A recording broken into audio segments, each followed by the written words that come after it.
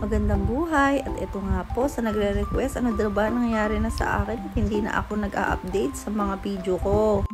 Ayan na nga po guys, nanganak na nga po pala ako nung May 21. Medyo natagalan nga lang pag-upload ko kasi talaga naman lagi akong puyat.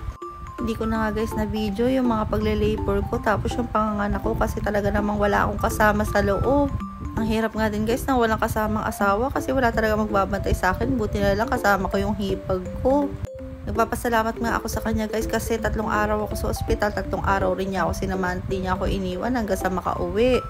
At yan nga guys, yan nga yung bunga ng paghihirap ko, talaga man nakakapawi ng lungkot pag nakita mo na siya. Alam nyo guys, napakahirap ng normal delivery, di ko malaman ang gagawin ko noon, sobrang sakit talaga nung nagle-labor ako. Sabi ko nga parang hindi ko kakayanin kasi nga medyo matanda na rin tayo, baka mamaya masisaryan ako. Pero guys, sa tulong naman ni Lord, ayan na, pinangaon ako ng aking puting-ting, ang aking little angel. At guys, ang pangalan nga pala niya ay tinawag namin Philia Jasmine. O diba, gusto ko kasi guys yung kakaibang pangalan, ewan ko lang kung may katulad siyang pangalan kasi naman napakahirap kumuha ng mga requirements ngayon. At yan nga guys, medyo malisliit pa siya dyan, pero ngayon big girl na yan. At yan nga, laging tulog, rate kayo dyan, diba guys, lagi tulog ng mga bata. At dahil nga guys, lagi siyang tulog, minsan napapaliguan ko yun ng tulog, sa totoo lang. At yan nga lang guys, yung mga nag-video ko sa kanya, nung pagkapanganak niya, hanggang sa pag-uwi namin, ngayon big girl na yan. Sa mga susunod nga guys video, ipapakita ko na sa inyo kung ano na itsura niya ngayon. At alam nyo ba guys, sa hirap ng inabot ko, nilabas yung batang yan, nakailang tahi sa akin, sa totoo lang.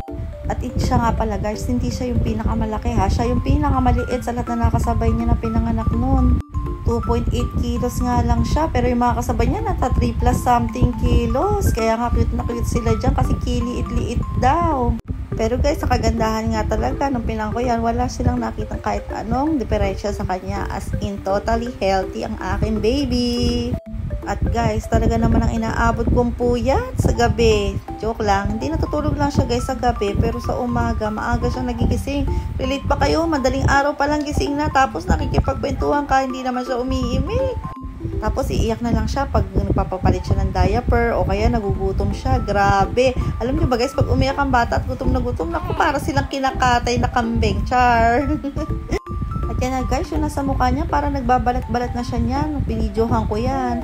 At yan nga, diba, tulog na naman ang akin baby. Habis na nga yata ng mga baby ang pagtulog, umaga at gabi. At yan nga guys, sana sipagin na ako mag-video para makita nyo naman yung journey ng baby ko. Marami na ako nakalimutan na i-video tulad ng mga first month niya. Hindi ko na talaga guys na video, kaya ayan, pumpisan ko na ngayon.